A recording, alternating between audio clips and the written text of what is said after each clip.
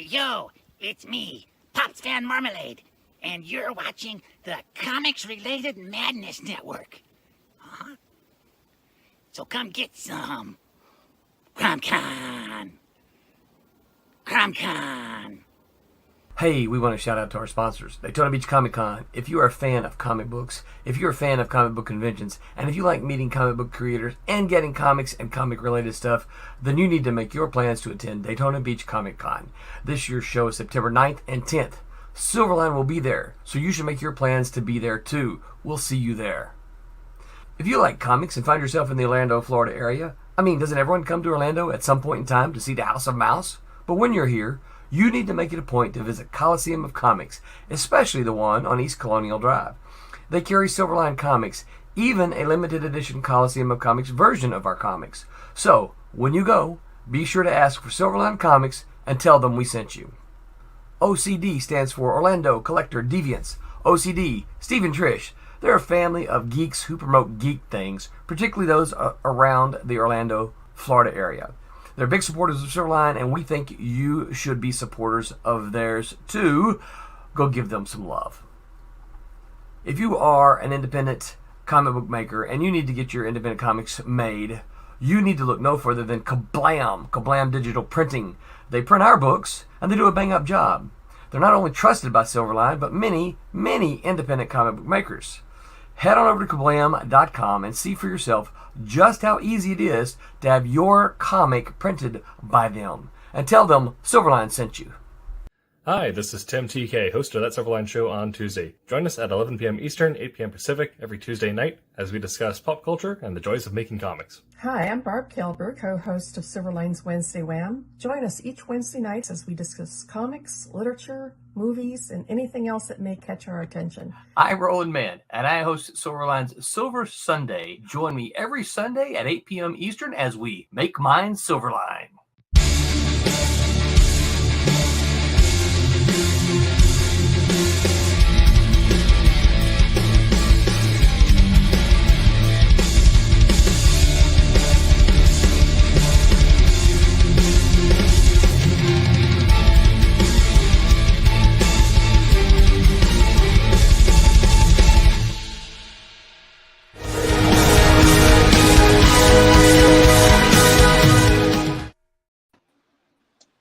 And good evening, everybody, and welcome back to Wednesday Wham! Bam, bam, bam!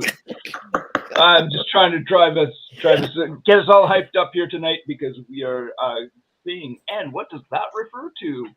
And we're talking about reference tonight. So yes, but to kind of start us off, what are some little catchphrases that we might know? Let's say it's a plane, or it's a train. It's a jumping leaping man. I don't know how it goes. How does the Superman slogan go? You don't know. I'm so bad. It's a bird. It's a plane. There, it's a bird. It's a plane. What does that refer to? Superman. All right. In Darkest Night. Anyone know how that one goes? Darkest Day and Blackest Night. I don't know. Yeah, in Darkest Day and Blackest Night. Yeah, I don't know by heart. Yeah. That was the reference to what? Green Lantern. Green Lantern. No, we got a reference to Green Lantern. Nobody even remembers any of these things, but hey, that's great. I can keep this up all day. Yeah. And who's that refer to? Captain Yeah. What was it? Plot Faster than a locomotive. Okay. We won't go there. Yeah. So, anyways, reference. So we as artists use reference, but let's first introduce everybody. Tonight we will be hopefully having our venerable artist below me driving the show, hopefully a little bit, and if not, it will be me. So, who are you, Rob Davis, or venerable artist? I am a comic book artist of 30 so many years. I've drawn comic books ranging from Merlin the Magician to Captain Kirk of the Starship Enterprise over the years. Most people will know me as in the 1990s as the artist of Star Trek Deep Space Nine. Since then, I've worked in and out of the industry, and now am upstaged by a cat, Yes. I'm sorry. She likes her as screen always. time. Yeah. But yeah, Yeah, right. hooked up with Silverline. I still just do some my own little projects on the side, but we're continuing to do projects for Silverline, and Barb is inking our project, our secret project, even That's as we right. speak. So, but are we going to go on to this one? Sure, we'll go on to that one. We'll go Hey, Cassisi, who are you, and what do Hey, you do? I'm Cassisi Harris, so a writer with Silverline. Penned the volume 2 of the Silverline team up, which is featuring Tempest and Miss Fury and another character that Cat we're owner. introducing. Yep. And done some editing on Divinity. Done a Christmas story and the Christmas issue for Trumps for Silverline, and hopefully working on another project that is yet to be named. So, And he's a cat owner, obviously. and I am a cat owner of 2 cats who like to hog the screen. Yes. And who do we have up top here to that side there? Barb Kilberg, artist Empress of of 30, Inks. yes, inker of 35 years. Last 5 years, a colorist and a writer, and I am the CFO of Silverline. And she did this wonderful book called Divinity. Divinity. Right. Yep. Yeah. Write and create and ink and color. And she even. inked this. She inked this wonderful book. Cat and mouse. Yeah. And I'm Martin Martonen, your venerable host today. Well, venerable's already taken by Rob, so what's another title? Your bombastic host today. I have no copyright on it. I am the colorist of this book here, Wolf Hunter, and issue 2 is almost finally ready to go. So, that's what I do, and I hype our wonderful books at Silverline, letting you know that you need to buy K-List, the ultimate dad comic, always. I will always endorse this book. I don't know why he loves that book so much, but he does, and I haven't read it, so I can't I'm still agree or trying- disagree. I'm still trying to figure out what a dad book is, you know. Green Lantern, Iron Man, K-List. Those are dad books. So okay. Yeah. For some reason, those books appeal to dads. Well, this dad. Okay. Yeah. I love Iron Man. I'm not a dad. Well, yeah. Just so, but no, like Iron Man. Iron Man was not my cup of tea. I could have cared less, but I've known other dads that gone for I it. liked it, and I'm a dad, so you know, I guess so. I don't know. Yeah. So I don't know. I think it's the tech. They like the tech, the plausible tech. I don't know what the Green Lantern thing is about, though. Maybe it's the philosophical side of things. So, anyways, all right. So what else is it Rosales? reference to? Hey. Hey. So, yeah. So what does Rosales Comics refer to? All right. Well, Rob just disappeared. Oh, there you are. You're back again. We all did. We blipped out. Oh, okay. Interesting. Fascinating. All right. Well, so we refer to things when letting itself be known. So we refer to things when we do our books. Sometimes we need a little bit of that extra help instead of just using our imaginations. Yes. Yes. So what kind of things do we need to do sometimes when we're getting reference? Well, if you're doing something real, it's nice to either have it in your hand or a picture of it in your hand. If I'm drawing a phaser for Star Trek The Next Generation, it's nice to have a piece of reference for it. If I'm drawing Star Trek The Original Series and I need a tricorder, Yeah. I have one. It's small, but you know I can draw it bigger. I mean, this is a toy, obviously, but you know, and it's even got, you know, you open it up and you can even see the discs but so that is a reference. And I knocked my phaser off on the floor. Okay, we'll get it later. But yes, yeah. That's what reference is. And then you can look at it from all sides and angles and end up. Turn it around, back, side, you know, and get a 3D view of it. Now, and or you can take a picture of it. If you want to do it perfectly on, you can take a picture of it, put it in your computer, blow it up to the right size, put it on a light box, trace it around, and then and you'll have it exactly the way you need it. That's another way to use reference. No. Yeah, all right. So some of the books that you worked on, you said you worked on Star Trek. So what were some of the things that you needed as reference then? Well, we've gone over this a little bit historically, but photographs, yeah. And who supplied those to you? I got when I was working on Deep Space Nine, I got this folder.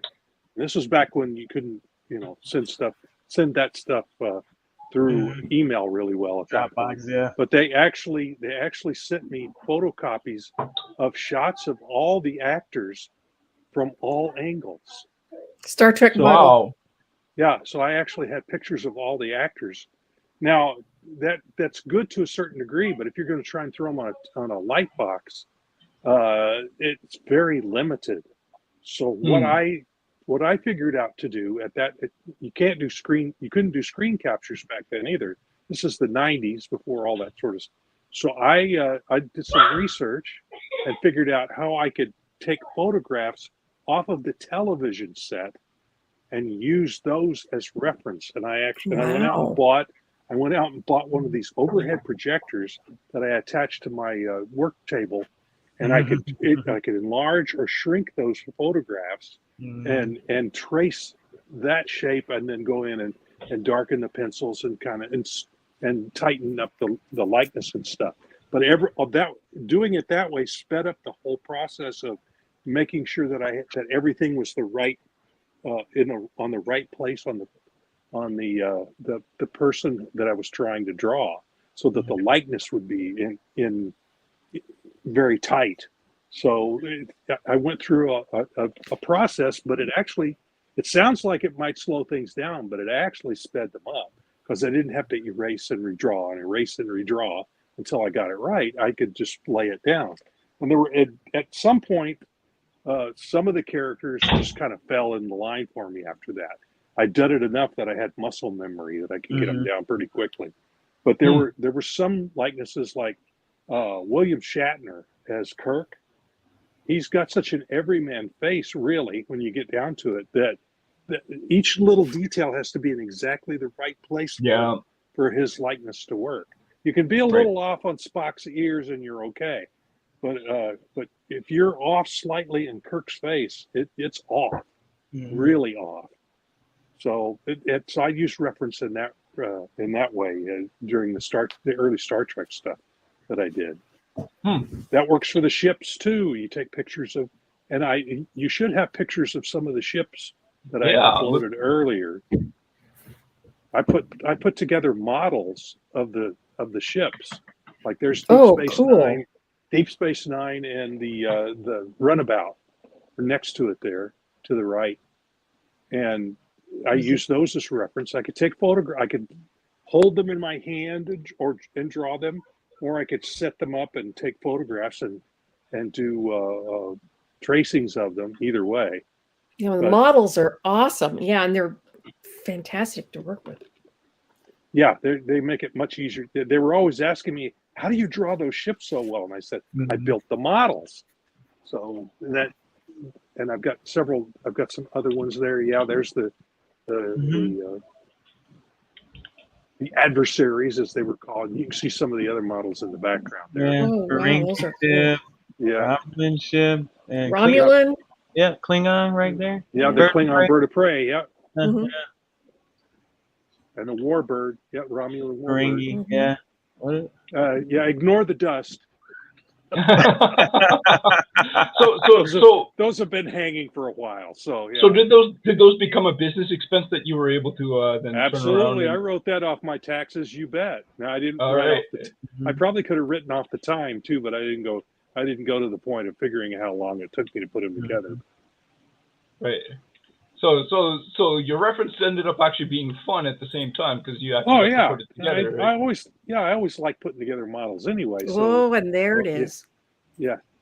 There it is. Yep. The original Enterprise. Mm-hmm.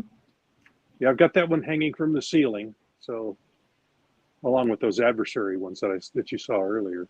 Mhm. And there's I've got a next generation ship too, but the light doesn't strike it very well, so it's hard to get a good picture of it in the studio here. But Back in the day, before digital cameras, Polaroids were invaluable. yes, Because you didn't have to wait for the photos to develop. well, yeah, I actually had an enlarger and chemicals, so I could print my own photos. Wow. So yeah, I took a class in college and knew how to do it. So All but right. yeah, So that's the physical stuff. Yeah, there's that's probably the some physical other stuff. yeah. There's the yeah. Okay. All right. So that's the physical stuff. So sometimes you need to have the physical thing in hand so you can see it from all angles, all different ways. And one of the ways you can do that is go out and get a model and build it, and then you can see what it is, or buy the pre-made model or pre-made die cast. I mean, at that point, that's all there was. But now, since then, they've made anywhere from this big Deep Space Nine models all the way to the one that I built. So you can get them at all different sizes now. But you couldn't back then. You had to pretty much settle for what was out there. And they weren't too expensive. Mm-hmm. With the time putting them together was probably the most expensive part of it. Mhm. It took a while to do it, but and paint them up and make them look good. Now I could have just thrown them together and just used them for reference that way, but I actually wanted to display them and admire them, so I colored them up as well. So in the projects that you worked on, so the Deep Space Nine people or the Star Trek people, they sent you a folder of the actors and all this kind of stuff. Right. On other projects that you've worked on, have they sent you reference as well, or have some of them sent you no reference at all and just said wing it, or everything in between? Yeah, it's all of the above. Yeah. And now when I worked on Quantum Leap, Dave Campiti, who was the publisher and editor of the book, sent me a stack of snapshots from the show, and of course I got a hold of some. He sent you shoe reference. Neat anklets. Remember, he was hot on anklets. He used to send me. He loves anklets. Pages of foot references and high heel references. Dave's a great guy, but he had a thing for women's footwear. But yeah, no, he didn't send me any reference for that because I wasn't drawing any of the books with girls in it. But yeah, they sent me photographs, and I also got a videotape of the show and started. I hadn't watched it up till then because I'd been drawing almost all the time, so I didn't have time to watch the show. But I sat down and started watching Quantum Leap, and fell in love with the show. And but again, I could use the camera setup thing to do it. I only did 2 issues of that, so then the whole thing at Innovation kind of imploded, just when everything else imploded. So that one fell apart. But then after that I wanted to do some work on some other likeness intensive books like Babylon 5. Remember when that was first out in the 80s or 90s? So I got some magazines and again took some photographs off the TV and used those for reference. So I did all that myself. I put together about 3 pages of demonstration work for that. Became that close to getting the job. Michael Straczynski, who was the writer and producer of the show, wasn't real crazy about being edited on the books at DC, so he pulled the plug on the comic book before I could get on it. So that it happens. So the rug got yanked from under me a lot of times. Another one is Highlander, a gaming company called Castle Tower or Tower Castle, something like that. They were trying to get a comic book started of Highlander, and they tapped me on the shoulder and wanted me to do that. So I put together a presentation of that. And again, no reference from anywhere. This was a pitch they were making to the producers. And the producers wanted John Byrne and Chris Claremont to do the book instead of a no-name like me. So that whole thing kind of fell through. So it was just one thing after another. But yeah, I've gone everywhere from having a bunch of reference come from like Paramount for Deep Space Nine down to having to scrounge up my own for some presentations. It doesn't matter to me just as long as I can figure out how to get some reference. Back then, we didn't have the internet to Google all these images. You had to go out and find them, find a magazine, or you find copies of the TV show and take pictures like I did. Now I can go online and Google Highlander and find tons of reference. Yeah, for swords, I have actually had a magazine of replicas of swords that I used, and I believe that was I believe I used that for that Highlander presentation I did. I also did some other work on a Merlin era book of King Arthur. These are some of the pages out of gun magazines that I use as reference. You know, you've got rifles, you've got 6-shooters, you've got automatics. So anytime you work on a licensed product, and I've worked on a ton of them, they have a tendency to either send you reference or be very, very nitpicky. In the case of Mattel, they did both. I think the worst or the pickiest book I ever worked on was the Barbie books, and I did a lot of them. I could imagine. Wow. Yeah. They went over every single panel, and then they would contact me and say, she has too many eyelashes.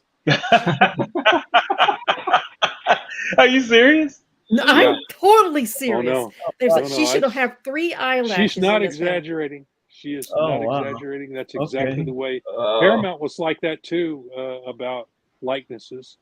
The story I like to tell about doing William Shatner as Kirk is that it was from the movie era. It was not the original series. It was the movies. Apparently, when I got the original art back for this book that I had worked on, all the heads had been pasted over. The inker had gone back and re-inked them and pasted new heads over all of them. So I got curious and I peeled one back, and the only difference I could tell is the hairline was a little bit lower. Wow. That's important, Rob. It's very, very, very important. Wow. So I mean, I don't know if that's what it was, but I wonder if it wasn't that the hair. I drew the hairline just a little too high. Oh my gosh. That reminds me of doing Waterworld. I did Waterworld, and while we couldn't use Kevin Costner's exact likeness, his face, the character had to have lots and lots of hair. Yeah.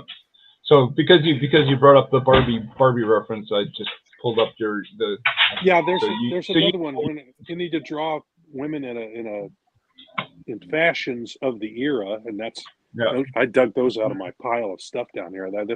That's probably from the 90s there, but that dress is probably back in style. But if you need to do something in style, just check out this is Victoria's Secret, which is not just lingerie. It also has women's dresses and other items in it. So I use that as reference. I think we got those in the mail as junk mail. I went, well, I'm keeping this for reference. So I would sign up for catalogs.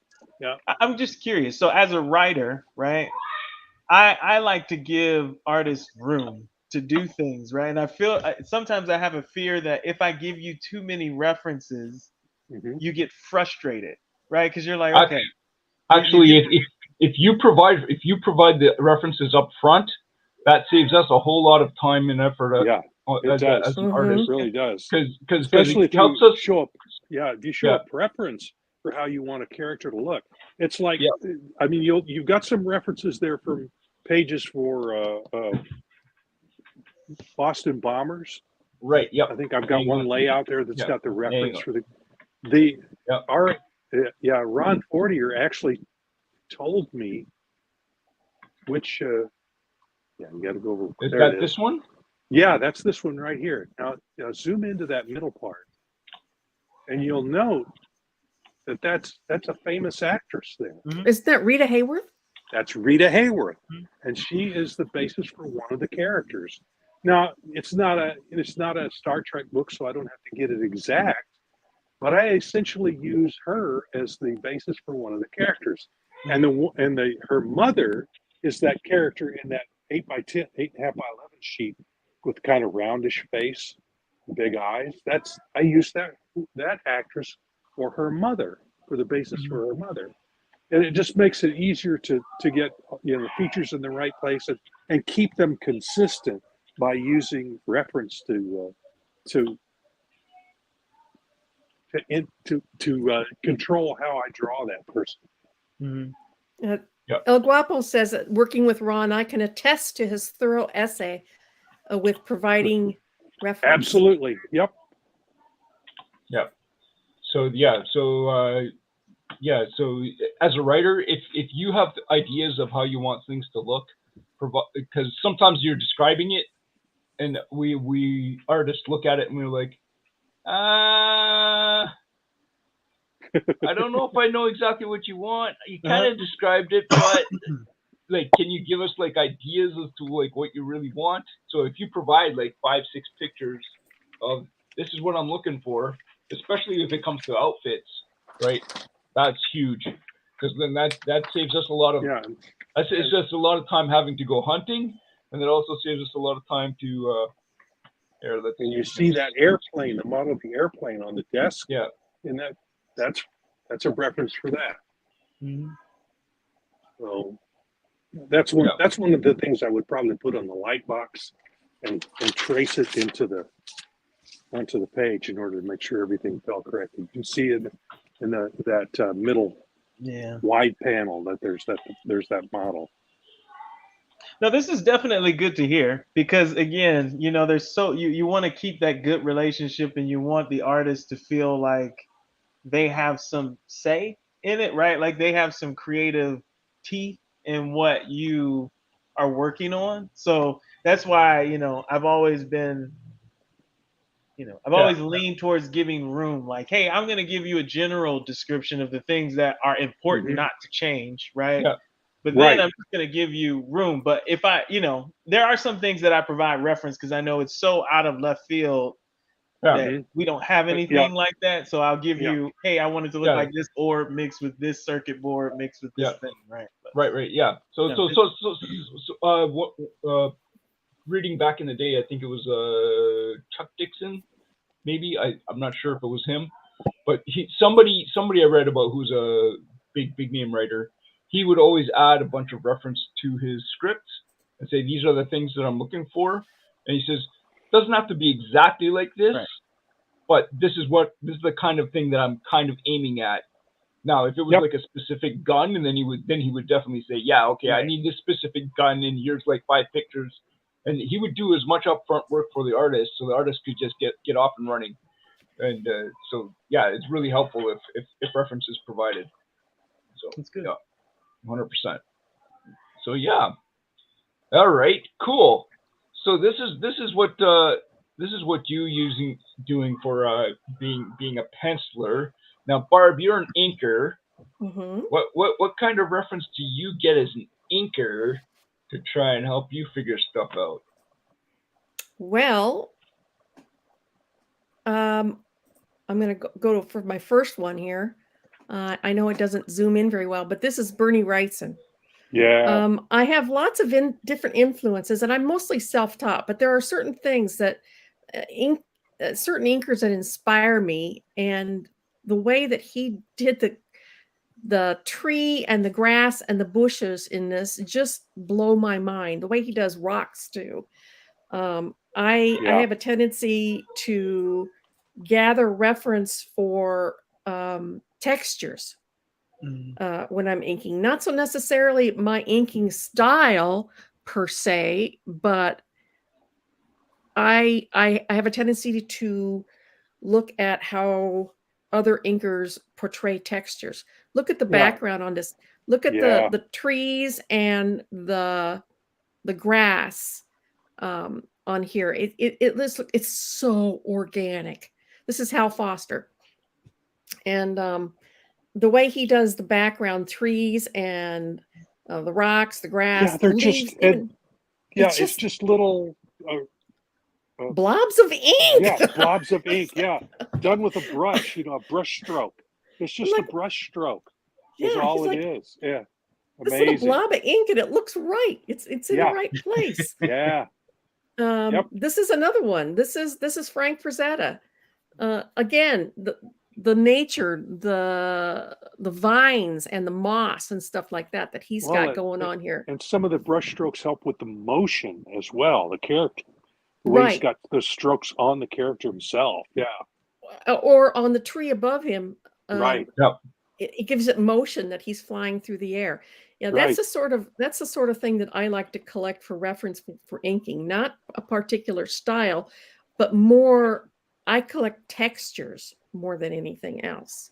And so, how do you make a decision on that? So you start off on a project. I mean, I can't imagine as a writer maybe some writers do give you input on, hey, I want this kind of texture. So do you just, when you read the script, you go, okay, well, I think that this would make this story pop out more? Like I'm just trying to understand how you would reference your own references. Like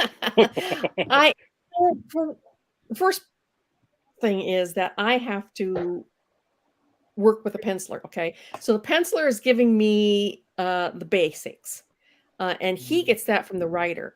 It's left up to me in my own discretion on how I'm going to texture things. Right. That's what I bring to the product. Yep. And that's why depending on how tight or loose the penciler is. Correct. Yeah. And sometimes the pencils are very tight, and sometimes they're just indications of city background or forest background. And it's up to me to fill that in. Sometimes pencilers are more concerned with the figures and not quite so much with the background. So and just for my reference, when you say tight or loose, you mean the detail in the pencil? Yes. Okay. Yes. Yeah. Tight pencils are very detailed. And very hard to texture over. Very hard to bring your own texture to it because it's pretty much there. Everything is there. So I manage. Little bits and pieces here. Yeah. So I'm gonna move on to other reference things. In the last 5 years, I've started to color, but the examples I'm going to show you now is going to be kind of a combination of inking and coloring. Again, I like to reference things that have got substance or. All right, I'll just go. Does anybody recognize these glasses? Aviator glasses. Mr. E. Mr. E's glasses. Not only do I need the detail for inking so I can get the outline right, okay? Because a lot of times they're not correct. But then I have the color reference for later when I color it. So I collect details of the books that I'm working on, especially Divinity, reference material for what they're wearing or the cars that they're driving or whatever. This one is strictly a color reference, and it's different shades of blue jeans because there is no one shade of blue jeans. I like to mix it up on my pages, and I also like to mix up my wood tones. There's not one specific wood color that you should use. So I keep this in my reference file. And this is actually my brother, but I like the way that the light fell on his jacket. So that's an inking reference right there. Yeah.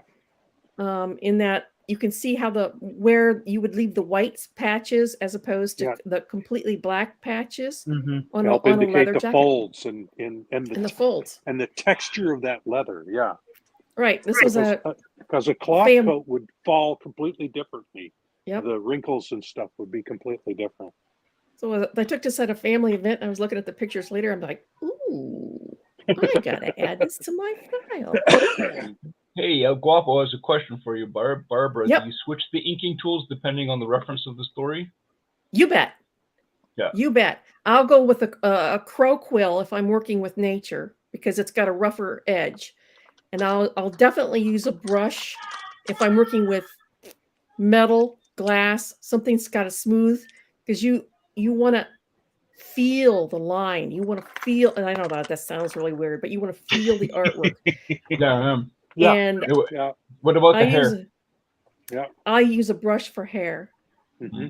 So it's most effective.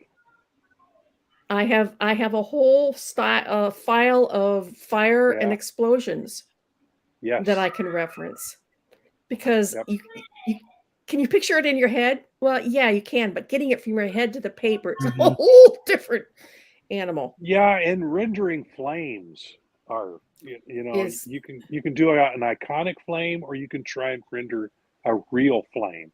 Right. And so or and this is not only inks but colors as well. Yeah. So this reminds me of a story from the Flames. Reminds me of a story of who's one of the big name comic strip artists back in the day. Kniff? Oh, I don't know if it was Kniff. There was another guy. He was one of the biggest. Yeah, so there's Kniff, and then there was another guy who was up there. I'm blanking on who did Prince Valiant. Hal Foster. Hal Foster did Prince Valiant. Hal Foster. There's one other guy, but I can't remember who it was. Yeah, there's three big names. Not Wally Wood. I think Wally Wood learned under him. Did you say Hal Foster? Sickles? No, Noel Sickles. Noel Sickles. He goes way back. I don't remember. Okay. And then there's, of course, there's Al Capp. Yeah. He did Little Abner. Then there's Chester Gould, who did a very stylized Dick Tracy. That's a whole different inking system there. Yeah, it might have been Foster. Maybe I'm not 100% sure. Al Williamson. Who else? The story goes like this. So the one of the guys was learning how to do work in the comics, and he said, "Okay, I want you to do this panel." And one of the panels was an explosion, right? And he said, "I want you to do this. I'm going to go out for lunch, and when I come back, let's see what you did." And so he comes back, and the guy's still working on the panel, because he's putting all this detail in. He's like, "What are you doing?" He's like, "I don't. What? No." He takes it, and in 30 seconds, he made the explosion. Yeah. It's organic. Yeah. There's the explosion. It's like, oh, okay. So then he realized that it wasn't necessarily about being pretty, but there was still technique and skill that was involved, and it was about getting the job done, right? So once he learned that, it was like, wow, okay, there's a whole different world open up into his brain as to how to do stuff. So here's another example of something that starts out really basic right here, the sketch, and it ends up colored. It really does look like glass. Now, if I was going to ink this, obviously I would put the little circles in black ink right there, and then later I would do a color hold on that. But that's how reference for glass, reference for gold. Yeah. You start with one solid color, and then you move on to the next, and then you layer it, and then this is what you end up with. That's purely color reference on how you make something look like gold. And the same with silver. This is how you make something look like a silver. This is coloring reference. And again, this also includes inking, because look at this black in here, and it's got to be really finely feathered, very finely feathered inks to make it look shiny. So those are some materials. These are all materials that I've been showing you. Then I have my nature. Now this is an incredible piece of reference, because not only do you have light and shadow, but you have distance and foreground, background, foreground. So you can get all different kinds of color in depending on how close you are and how far away you are. Yeah, atmospheric perspective, it's called. Yep. Yeah, different types of green for different types of distance. Again, look at this photograph. Isn't that's water? Water is extremely hard to make look real. Yep. And if you're inking water, even harder. Yeah. So I have a whole folder of water references. Now, who was it back in the day who did a dinosaur comic and his stuff was out of this world? Mark Schultz? Not Schultz was one of them, but there's another guy. He did it. It was just like Al Williamson. There's a life of a dinosaur. For some reason, he seems to be Steve Rude camp in that direction. Baron? No, but Baron's a writer, I think. I know. Yeah, it's small Paul Smith. No. Okay. I'm in the ballpark. But it was a dinosaur comic that was kind of on the black and white market, and it was kind of lesser known. But like when you flip through it and you just look at how much work the guy put into it, you're just like, man, this is crazy. And if you have reference, you can make things look awesome. Yeah, it's easier to get the details right when you have good reference. Yeah. And horses are some of the hardest things to reference properly because everyone knows what they look like. If you're even slightly off, people go, "That's not a horse." They know what horses look like. Bicycles and horses. Yeah, well, but bicycle. Heck, I trace bicycles. Forget that. Yeah, no. You got to trace it. Drawing it by hand is insane. I actually didn't realize people were that nitpicky on things like a horse or a bicycle. I would think that's like. I have a whole. Let's see, where is it here? I have a whole pile. Yeah, here. Reference just for horses, right here next to the table.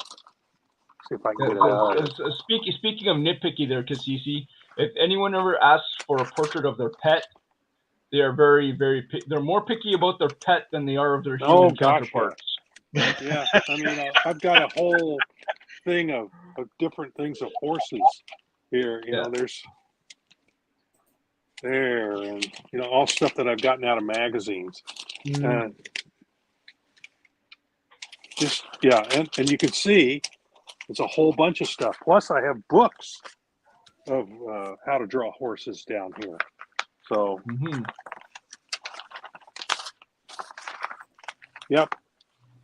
got to have good reference for horses. Anybody who read Divinity number 3 will recognize this bike. So this is the bike. This is the bike that Zach was riding to get away. And in issue number 1, you'll notice this was his car. So definitely. And what are they driving now?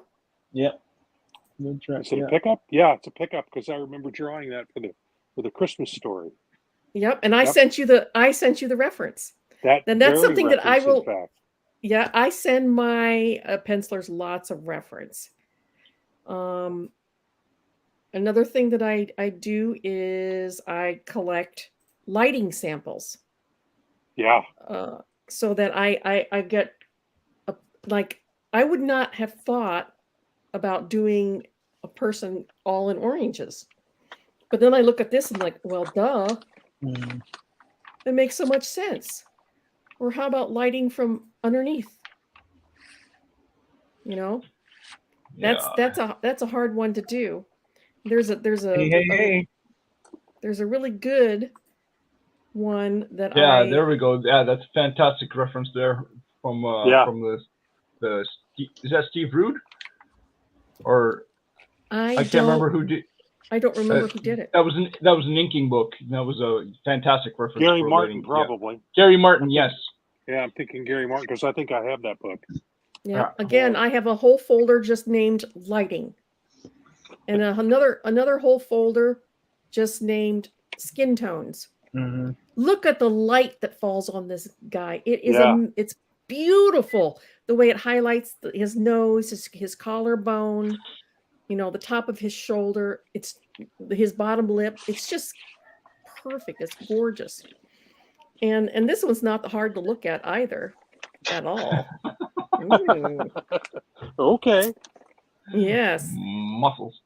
Yes. Yes. See, I would imagine that's hard for an artist too, because when you draw superheroes, you have to have like the big muscle reference, and if you don't draw muscles right, it kind of is apparent, right? They like look goofy, and maybe that's what people are going for in some. Yeah, but so there was a certain point in time which is very interesting where I guess somewhere in the 90s, late 90s, mid 90s, the guys decided that muscles didn't matter, right? And as long as it looked cool. So the general anatomy was correct, but if you really looked at it, you were like, that guy has 2 sets of ribs and 54. He has a 54 pack.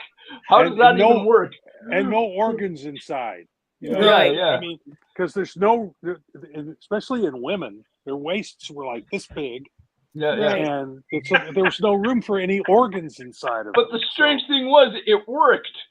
So for you, some of it. Yeah, some of the better artists, could pull it off. Some of the better artists made it work, but because this is all cartoony, so you know, we can play with anatomy like that, but sometimes it just I think it goes over the top.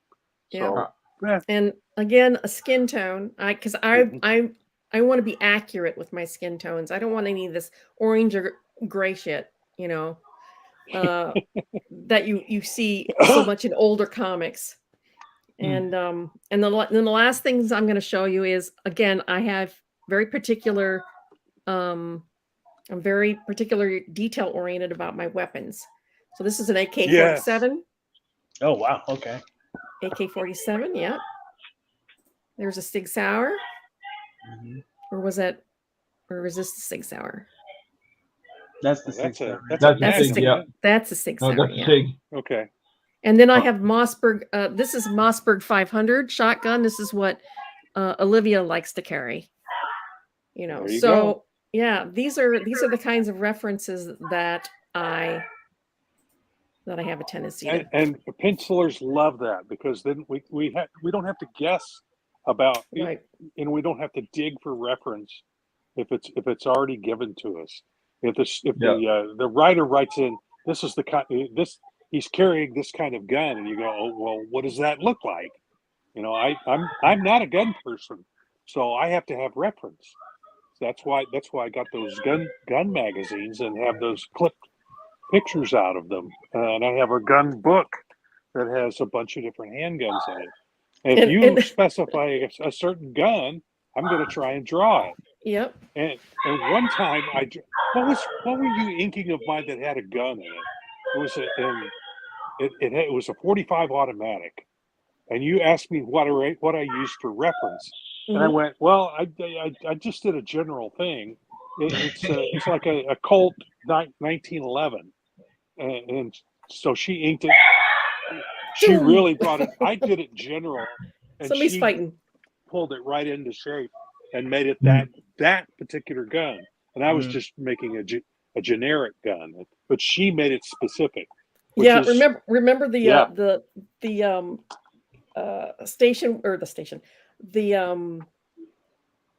carriage in the book we're currently doing now.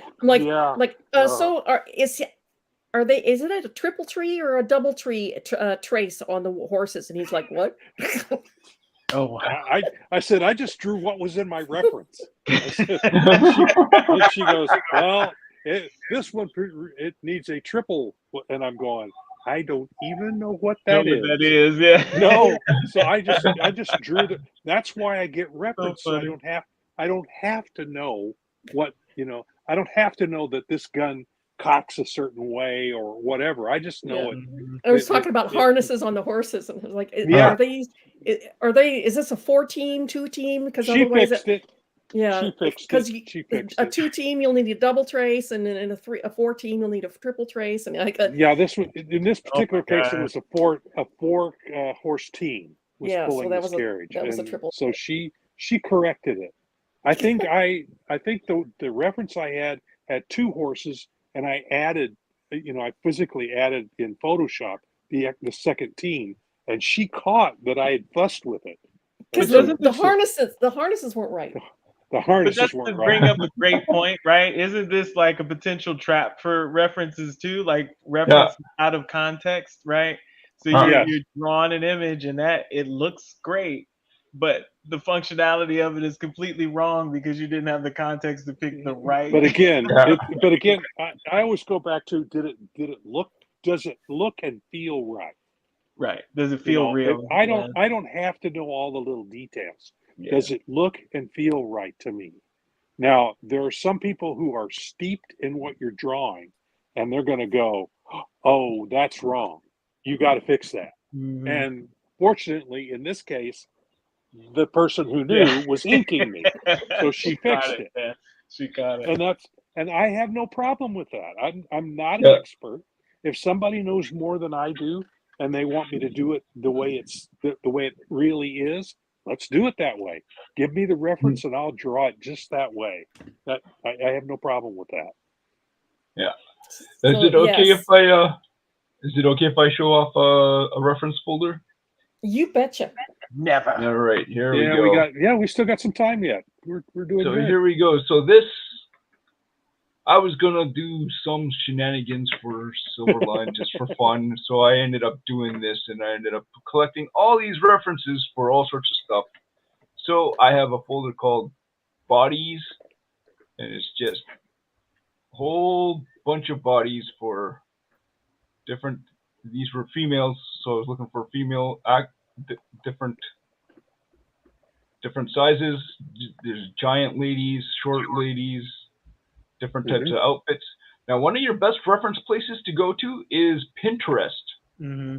Yes. And the reason why Absolutely. Pinterest is really good is because if you put in your search term, you will get a lot of similar images of that thing that you're looking for. Let's see And here. then you can save them to your own little folder, and you've got them for later. So this is going to be for Kat. So this is an actress that apparently Roland really likes. So I went and found as many pictures of this particular girl as I could. So I got the headshots, all these different shots. Very for that. cool. I will want that if I ever draw cat and mouse. I will want that. I will want what you're talking about there. Then I had this idea for which is still, I'm not gonna. I've told you guys in the behind the scenes, but I won't. But I went and got animal references because they were kind of related to the characters that we have. So there's a bobcat. So I ended up getting a whole bunch of references to that, various wild animals. So, and then let's see, clothes. So the different clothes. So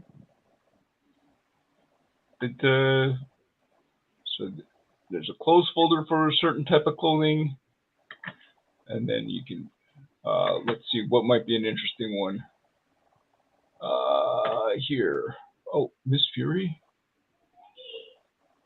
Oh, I had my wife pose for me. So this is another way to get reference. And I had her stand in a certain way so I could get the hand motions, the hand. Yeah. So then back in the pool days, I would have my husband pose for me. Yeah, so I think I ended up using this one here. I think I ended up using this one here in as my source image. That helps a lot. Let's see here. Paddy wagon. So yeah, so cool. If you want to, right, you get these different types of things. So what you do is you go and get your what it is you're looking for, and go. So somebody suggested Yandex. Somebody suggested. I'm suggesting Pinterest as an option. And so and then you type in kind of something that you're looking for, something like this. I'm looking for athletic bodies of different heights, and you can get something like this, right? So yeah. And so back in the day, you had to go to the library to find this stuff. Yeah. And look through magazines. Dewey You Decimal. couldn't just do a Google search, man. You had to Yeah. really know how to search for things. So here's just faces. I used to have a filing cabinet with files in it. I still have mine. Yeah. Yeah, I got rid of mine. I don't use it anymore. I just Google anymore. Yeah, I Those just use those Google. horses I had came from that file. Now I do have a question for you, artists. Uh-oh. So, how do you feel like as a writer, right? I may not understand what references to get. So I know everyone hates AI, but I go and try and generate as close. If it's a weird thing, I try and generate it in AI art and then give it to the artist as a reference. Say, don't do this, but this is kind of what. Oh, I have no problem with that. Okay. Because what you're giving us is not what's going to end up on the page. No. Right. It's just that this is a weird concept. Yeah. And I'm trying to merge these. I can't find pictures of this, but here's what I want. Yeah. Unfortunately, This is an AI influence. is much better at searching the universe and finding stuff and assembling it. That's much more efficient at that than the human being is. I want still something on enjoy the lines looking for of stuff. this. Yeah. Oh, do you? Okay. I enjoy looking for it and finding just the right thing. So. Yeah. So for Wolf Hunter, there was a package that was sent out for the artists or for people to work from, and that was how to all the characters in it, character sheets. So you end up having this kind of thing. Now, the one thing that would be nice is if they did turnarounds. Yeah, if they were 3D, so you could turn them in space. Yeah. Well, that can yeah, be no, done. just so you know what the back of the clothing looked like, right? So, yeah. Well, I worked for Warp Graphics for a while, and all the artists that worked for them got an ElfQuest Bible, and it had every single character, and she had them dressed and undressed up down to like a breechcloth or whatever, and front, sides, and back views. And it was great. Model sheets. She had what they call model sheets. Yeah, she did. Yep. So yeah. So anyways, that's those are a couple of my reference folders. So basically, what I do is I find Pinterest is really good because it has like things that get collected together. Everyone out there who thinks all this stuff happens by magic, and we just imagine it all. No, we use reference. Yeah, and she's got a great book there. I would like to. I've got that. I would like to recommend this book by Jack Ham. It's called Drawing the Head and Figure, and it is actually this is Larry Hama's favorite as well book for anatomy. And remind everybody. Remind everybody who Larry Hama is. G.I. Joe. G.I. Joe, yeah, Larry Hama. He wrote G.I. Joe. Yep. And also does. Yeah, I have that. I have that book here somewhere. I was looking for it earlier, and I didn't find it. It's elsewhere. But you get books like constructive. I've got this one's Constructive Anatomy. I would open it up, but I've got the Burn Andrew Loomis books. Yeah, Andrew Loomis. This is another. I had to clean this one up, but I would open it, but there's some inside. Yeah. Well, my wife was an art teacher, and she'd have to be very careful about what kind of books she would show at her class. So I'm sensitive to that. And then when I would draw stuff for Sherlock Holmes. You can find women's fashions pretty easy, but I fortunately found men's fashions for the era, and there's a ton load. Oh, that's awesome! Really cool. Yeah, that's kind of cool. Yeah. That's really cool, actually. What is that called? It's very cool. Yeah, it's from Men's Fashion Illustrations. Men's Fashions Illustrations. Yeah, and I've got women's books like that too. If I got one down here. That is sweet. Oh, here's another one from the same era. Yeah. Harper's Bazaar. Oh wow. Yeah. And just to open it up at a random place. That is so cool. Yes, it's Well, very. see, I'm very, envious very of useful. those. Yeah, I searched. Well, I got them at Amazon. They're available. But yeah, that's so. Yeah, we artists use tons of reference, tons of it. Everything from physical, the So yeah, tricorder, right. All right. So all the we way got the to physical. pictures Yeah. off the internet. Yeah. So physical, use the internet, Google, Pinterest, Yandex, Books, books, library, magazines. Wives to stand and hold their hands in right position. I used to use a mirror because drawing a right hand, I'm drawing with the right hand. So how do I draw a right hand? Because so I'd have a mirror right next to my drawing board, and I'd hold the hand out and make it do whatever I needed to, and I could draw it as a right hand. So I've gotten where I can draw it without that, but if I needed lighting reference back in the day of the Polaroid, I used to make my husband go stand in the bathroom, turn this way. Oh, there it is. Hold still. And I'd take a Polaroid because the bathroom had a bright light, so I'd make him. You got a brighter light. Yep. Yeah. So I'd make him stand still and he has a bald head too. So, the hair didn't get in the way. I got a perfect lighting sample of the head, So you got the full 3D feel. Yep. All right, very cool. Well, we use reference to make things happen, and even inkers use reference. Yes. So that they can figure out how things work.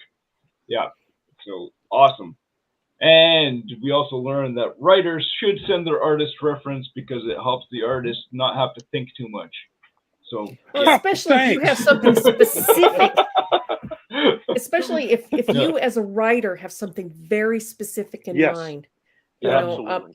I in an upcoming issue of Divinity, I was like, there's a sign saying that this is the entrance to Okefenokee Swamp, and I provided the billboard reference and everything, because I had a very specific vision in my head of what I wanted.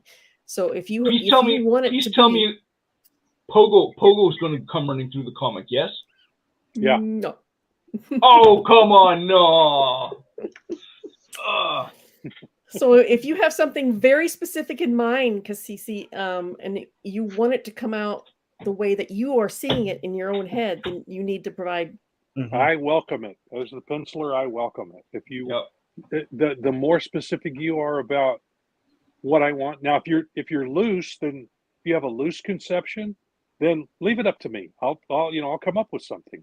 But if you have something strong in your mind about what you want it to look like, the more reference, the better. Yeah. Absolutely. I'll sometimes just put penciler's choice. But other times I'm very meticulous. But even the reference up front, you can say this is what I want it to look like. It doesn't have to look exactly like that. But just having that initial starting point. Yeah, that's having the initial starting point. Just lets the artist go, oh, okay, I kind of have the general idea now what he wants. Now I can run with it. Yeah. But if it's just something written down and then we look at it and I don't know what this is, and then they go, that's a really good learning point. So good. It really helps. Yeah, if really you don't helps. give us reference, we're gonna give what we want, not necessarily what you want. Yeah. So if you want something specific, specify. So there you go. Very good. Well, we've hit the top of the hour there, folks. I think we're all referenced out. And to what does that refer? That does refer to the tail end of our wonderful show. So thanks for joining us to talk about references, folks. Thanks for everybody for sharing your different stuff. And it was very cool seeing how everyone has collected their own different individual things. Yes, Rob. One thing we should mention before we go is that the Christmas special for Silverline is available in previews right now. Go to your local comic book shop, go to your online shop that you buy comics from, and order it now. There's 3 stories in it. Twilight Grimm is one of them. What was the other one? I can't remember. I can't remember who the other ones are. Mine's in there. Yeah, I think Trump's is in there. Yeah. Are there any other? Yes. Are there any other books in previews this month for Silverline? Not for Silverline. That's the only one. I looked earlier today. I went to my online. I buy mine online these days, and that was the only one from Silverline that's in there. So that was this month's at the order. moment we're only offering 1 book a month.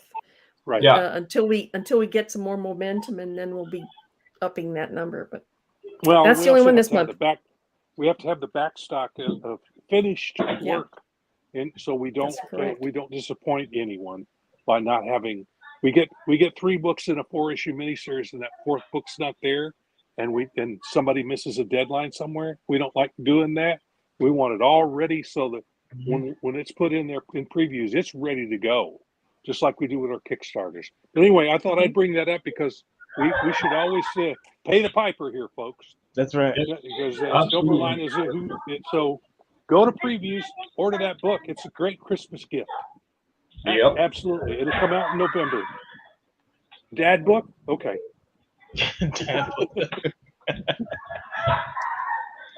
I'm just showing off the books that we've already made.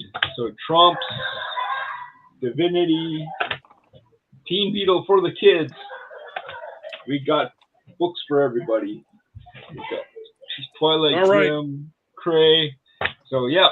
So folks, Silverline, everybody, let's say our line. Make mine Silverline. Hey, I'm G-Rod. Make mine Silverline. You heard me.